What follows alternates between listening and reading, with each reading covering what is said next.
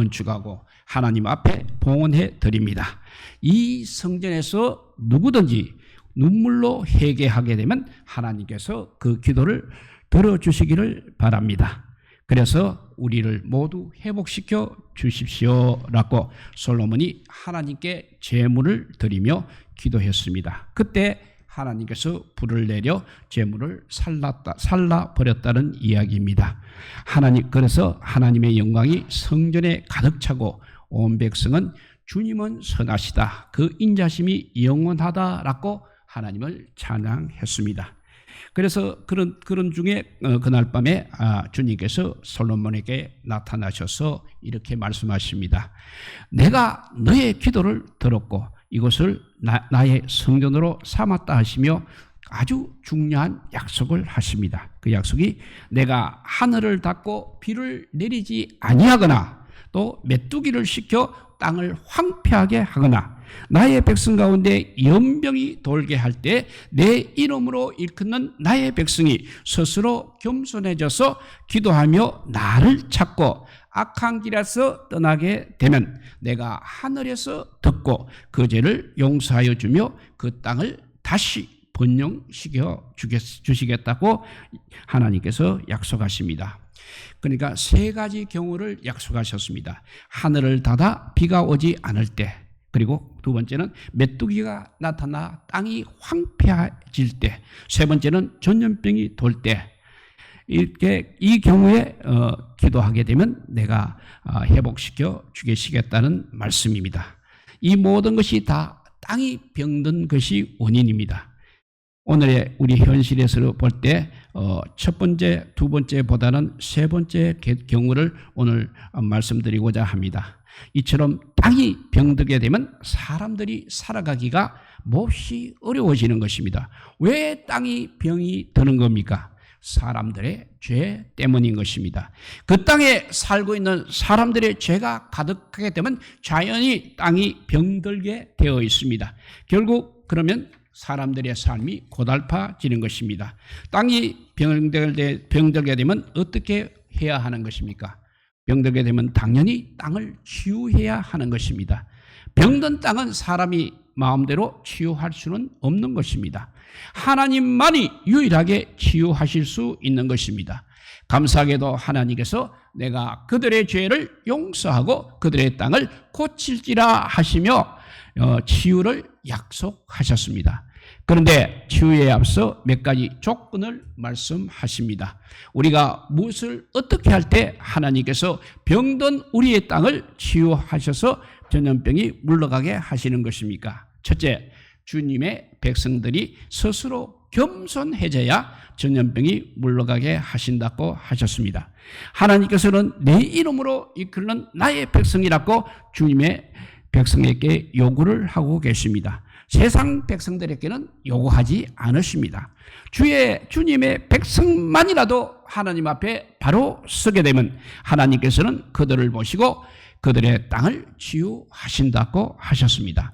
주님의 백성들이 깨닫고 바로 서게 되면 그 땅에 사는 모든 사람들도 저절로 덕을 보게 되는 것입니다. 그러나 주님의 백성이 깨닫지 못하고 그릇된 길로 가게 되면 모두 다 망하게 되는 것입니다. 주님의 백성의 책임이 그만큼 크다는 것입니다. 그래서 세상 사람들이 교회가 조금이라도 잘못하게 되면 저절로 욕을 하게 되는 것입니다. 어떻게 욕을 하느냐 하면 너희들이 그래도 이 세상에 이 사회의 양심인데 너희들이 흔들면 안 된다고 그렇게 욕을 하는 것입니다. 그러면 주님의 백성이 겸손해지는 것은 무엇입니까? 사람들 앞에서 마음을 낮추는 것이 아니라 하나님 앞에서 마음을 낮추는 것이 겸손해지는 것입니다.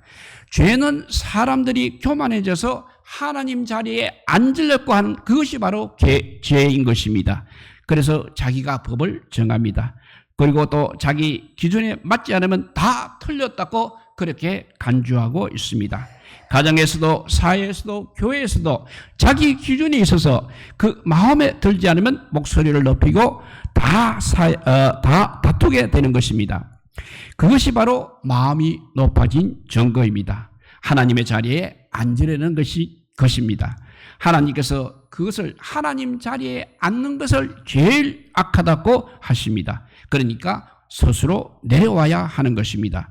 겸손하게 이제 하나님의 기준을 찾고 하나님의 기준에 우리를 맞추어야 하는 것입니다. 하나님의 말씀을 잘 듣고 하나님의 뜻이 나의 생각, 우리 사람의 생각과 달라도 하나님 말씀 앞에는 절대 순종해야 하는 것입니다. 그것이 바로 스스로 겸손해지는 것입니다. 물은 항상 낮은 곳으로 흐르게 되어 있습니다. 은혜 역시 낮은 곳으로 흐르게 되어 있습니다. 축복도 역시 낮은 곳으로 흐르게 되어 있습니다. 절대 교만한 마음을 품고 있으면 은혜와 축복을 받지 못하는 것입니다. 그러나 누구라도 겸손한 마음으로 주님 앞에 서게 되면 은혜가 물밀듯 밀려오는 것입니다. 우리들의 마음을 낮추시고 겸손해져서 은혜를 풍성하게 받기를 바랍니다. 그리고 축복도 넘치게 받기를 바랍니다. 이렇게 주의 백성이 스스로 겸손해져야 전염병이 물러가게 하신다고 하셨습니다. 두 번째는 주의 백성이 기도하며 주님을 찾아야 전염병이 물러가게 하신다고 하셨습니다. 14절에 바로 그 말씀이 있습니다. 기도하여 나를 찾고 라고 기록이 되어 있습니다. 개역 성경은 기도하여 내 얼굴을 찾으면 이라고 되어 있습니다. 단순히 기도를 많이 하면 들으시고 고친다고 하시지 않으셨습니다. 기도하여 하나님을 찾아야 한다고 했습니다. 하나님의 얼굴을, 주님의 얼굴을 찾아라고 분명히 말씀하셨습니다. 하나님의 얼굴을 그러면 찾는 것이 무엇이겠습니까? 하나님의 얼굴이 어떻게 생겼는지 찾아내는 것입니까? 하나님은 우리와 같은 육체가 없으시고 영이신 분이십니다. 따라서 하나님의 얼굴을 찾는다고 해서 얼굴을 보여주세요 하고 아무리 기도해도 우리는 볼 수 없는 것입니다. 그런데 주님의 얼굴을 비치소서 하는 기도가 성경에 여러 번 나오고 있습니다. 무슨 말이겠습니까? 우리가 처음 사랑에 빠지게 되면 사랑하는 사람을 보고 싶어 하는 것입니다. 데이트를 하고 헤어져도 아쉽고 보고 싶어서 금방 또 전화도 합니다. 그래 전화해서 목소리를 들으면 좋아서 또 길게 통화가 이어지기도 합니다. 사랑하는 사람과 함께 있는 자체가 좋은 것입니다. 무엇을 먹어도 그때는 맛이 있습니다. 아무 데를 가도 함께 가면 재미가 있습니다. 시시껄렁한 이야기를 주고받아도 행복하기만 합니다. 그러다가 시간이 흐르고 결혼하여 함께 살다 보면 아무거나 먹으면 맛이 없습니다. 그래도 값비싼 음식을 사주어야 맛있고 행복한 것입니다. 아무거나 사주면 거들떠 보지도 않습니다. 명품 정도로 사다가 주어야 조금 감동을 받고 행복해 하는 것입니다. 또 아무데나 간다고 다 좋아하지 않습니다. 경치 좋고 시설도 좋은 곳에 가야 만족을 하는 것입니다. 그리고 또 이렇게 비평도 합니다. 다른 집 남편은 돈도 잘 벌어가지고 외식도 자주 하고 원하는 것 다 해준다는데 당신은 그것이 무엇이냐고 불평을 하기도 하는 것입니다. 우리 신앙생활도 마찬가지라는 것입니다. 처음 우리가 주님을 만나 구원을 받게 되면 너무너무 행복한 것입니다. 주님이 무엇을 꼭 해주시지 않아도 주님께서 나를 알아주신 것이 정말 감격스럽고 자녀 삼아 주셔서 행복합니다. 예배 시간이 기다려집니다. 말씀을 알아가는 것이 너무 신기합니다. 좋습니다. 주님께 더듬거리며 기도하여도 주님과의 대화를 한다는 것 자체가 너무 신이 납니다. 그러다가 그것도 시간이 흐르게 되면 다른 사람이 더 많은 더 좋은 축복을 받아 누리는 것 같습니다. 멋진 은사를 받아 화려하게 신앙생활을 하는 것 같습니다. 다른 성도는 기도해도 즉각 응답받는 것 같습니다. 왠지 자신은 초라한 것 같이 생각이 됩니다. 무엇이 문제입니까? 처음에는 얼굴을 구하다가 사랑에 식어지고 나니까 다른 것을 구하고 있는 것입니다. 주님은 우리가 기도하여 주님의 얼굴을 찾기를 원하고 계십니다. 주님은 우리가 기도하여 주님의 얼굴을 찾기를 원하고 계십니다. 주님, 다른 것은 아무래도 좋습니다. 주님이 나와 함께 하시면 나는 행복합니다. 주님과 함께라면 가난해도 좋습니다. 병들어도 좋습니다. 고난을 당해도 좋습니다. 사랑하는 주님과 함께 있을 수 있다면 나는 그것으로 충분합니다. 우리가 이렇게 기도할 수만 있다면 주님께서 무엇이라고 하실 것입니까? 너희가 진짜로 이제 나를 사랑하는구나. 나의 선물을 구하지도 않고 나의 능력도 구하지도 않고 오직 나를 구하는 너희의 사랑이 아름답구나 하실 것입니다. 주님의 백성인 우리가 진심으로 주님의 얼굴을 찾게 되면 주님께서는 반드시 이 땅을 고쳐주실 것입니다. 그리고 전염병이 저절로 우리에게서 떠나게 해 주실 것입니다. 이렇게 주님의 백성이 첫째 겸손해야, 스스로 겸손해야 전염병이 물러가게 하신다고 하셨습니다. 그리고 기도하며 주님을 찾아야 전염병이 물러가게 하신다고 하셨습니다. 세 번째, 주님의 백성이 이제는 악한 길에서 떠나야 전염병이 물러가게 하신다고 하셨습니다. 악한 길에서 떠나라고 하십니다. 회개를 우리가 흔히 후회라고 생각하는 사람들이 많습니다. 죄의 길, 악한 길에 들어선 것을 깨닫고 뉘우치며 후회한다고 하나님께서 우리를 잘했다고 하지 않으십니다. 회개를 또 애통하는 것으로 생각하는 사람도 많이 있습니다. 죄를 짓고 깨닫고 슬퍼하며 울면서 잘못했다 하는 것도 그래도 대단한 일입니다. 그러나 거기서 멈추어진다고 해도 멈춘다고 거룩해지지는 않는 것입니다. 물론 많은 사람들이 악한 길을 걸어가면서도 깨닫지도 못하고 뉘우치지도 않고 있습니다. 잘못한 것을 부끄러워하거나 슬퍼하지 않고 오히려 합리화하며 정당화하는 사람들이 너무나 많은 것입니다. 그에 비하면 그래도 애통하는 것 정도는 대단한 것입니다. 놀라운 일입니다. 그러나 주님은 악한 길에서 반드시 떠나라고 말씀하십니다. 계속 그 악한 길에 머물지 말고 곧바로 떠나야 한다고 말씀하십니다. 탐욕이 악한 길임을 깨달았으면 곧바로 탐욕에서 떠나야 하는 것입니다.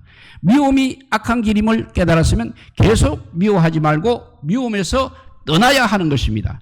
불의한 방법으로 돈을 버는 것이 악한 길임을 깨달았으면 계속 그 일을 하지 말고 떠나야 하는 것입니다. 불순종이 악한 길임을 깨달았으면 거기서 떠나 순종하기 시작해야 하는 것입니다.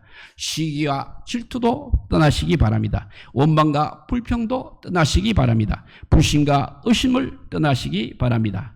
주님의 백보서도 여전히 세상 백성이었을 때 나쁜 습관을 버리지 못하고 계속 이렇게 붙잡고 있다면 오늘 과감히 거기서 떠나는 우리 모두가 되시기 바랍니다. 주님의 백성이 악한 길에서 이제 떠나기 시작할 때 주님께서 이 땅을 고쳐주시는 것입니다. 병든 이 땅이 깨끗해지고 건강해지는 것입니다. 이 땅에 사는 모든 사람들이 주님의 백성으로 인하여 함께 복을 받아 누리게 되는 것입니다. 이 땅에 전쟁이 일어났습니다. 몇 주 만에 인민군에게 다 빼앗기고 부산까지 밀려나게 되었습니다. 당시 이승만 대통령이 부산에 피난을 온 한국교회에 요청을 했습니다. 교회 지도자 여러분, 이 주간에 우리 민족의 생사가 결정되는 중요한 주간입니다. 교회가 기도해 주십시오 라고 요청을 했습니다. 그래서 피난 온 모든 교회가 간절히 기도하기 시작했습니다. 교회 대표들은 부산의 한 교회에 모여서 하나님 앞에 죄를 자복하고 기도하기 시작했습니다. 그때 한국 참전 결정을 위한 유엔 총회가 뉴욕에서 열렸습니다. 마지막 관문인 유엔 안전보장 이사의 상임 5개국의 통과가 남아 있었습니다. 한 나라도 비토하게 되면 그 거부권에 의해서 그 많은 국가들이 결정한 것이 무효가 되는 것입니다. 그런데 문제가 되는 것이 바로 소련의 거부권이었습니다. 당시 소련 외상 비신스키라는 사람이 유엔 총회에 참석을 하고 있었습니다.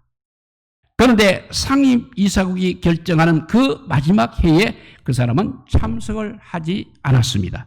그 이유에 대해서 자기 개인의 일을 하다 늦어서 회의가 끝나고 간신히 도착했다는 설도 있고 또 자기가 참석하지 않으면 회의가 성립이 안 되는 줄로 착각했다는 이야기도 있습니다. 아마 후자 착각했는 가능성이 더 있지 않나 생각됩니다. 그런데 그 사람은 그래도 국제법 박사이고 외교에는 달인이었습니다.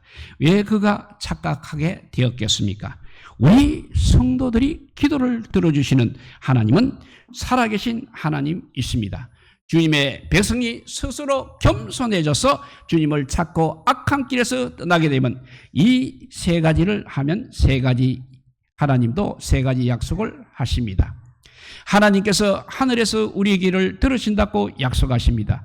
또 우리 죄를 용서해 주신다고 약속하십니다. 세 번째, 그 땅을 고쳐서 다시 번영하게 해 주신다고 약속하셨습니다. 여러분, 우리가 겸손해지고 주님을 찾으며 또 악한 길에서 반드시 떠나야 하겠습니다. 그러면 반드시 주님께서 우리의 기도를 들어주실 것입니다.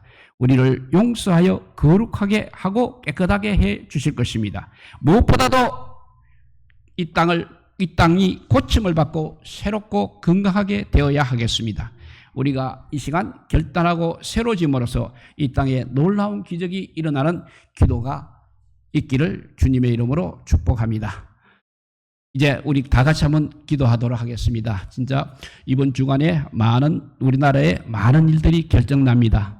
그 결정이 우리의 기도로 말미암아 정말 하나님께서 원하시는 결정이 되게 하시고 이 땅을 치유하는 결정이 되었으면 좋겠습니다. 그래서 첫째는 스스로 겸손해야 되고 주님의 얼굴을 찾아야 되고 악한 길에서 떠나야 합니다. 이 세 가지 제목을 가지고 우리 한번 잠깐 기도하고 마치도록 하겠습니다. 주여, 주여 한번 내치고 기도합니다. 주여, 아버지 감사합니다. 우리가 그동안 아버지여 교만했습니다. 조금 먹고 산다고 아버지여 세상이 우리의 것인 양 생각했습니다.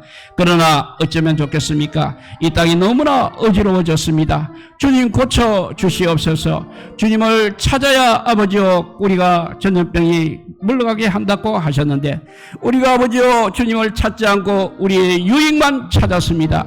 주님 용서하여 주시옵소서. 우리가 또 악한 길에서 곧 떠나야 함에도 불구하고 이익이 있다고 그것을 붙잡고 있었습니다. 주님 용서하여 주시옵소서.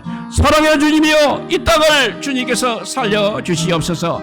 그의 날 아버지여 6.25 사변 때도 지켜주신 그 주님께서 오늘 아버지여 이 나라를 지켜주시고 가장 좋은 결정이 나게 하여 주시옵소서. 그래서 이 땅이 다시 살아나는 역사가 일어나게 하여 주시옵소서. 간절히 빌고 오나옵나이다. 주님 도와 주시옵소서. 사랑의 하나님 감사합니다. 우리가 그래도 깨닫고 지금 기도하게 하여 주시니 감사합니다. 우리가 주님을 찾아야 하는데도 불구하고 세상 것에 취해 있었습니다. 우리가 악한 것에도 반드시 떠나야 함에 불구하고 그것에 뭔가 있다고 해서 그것을 붙잡고 있었습니다. 주님 용서하여 주시옵소서.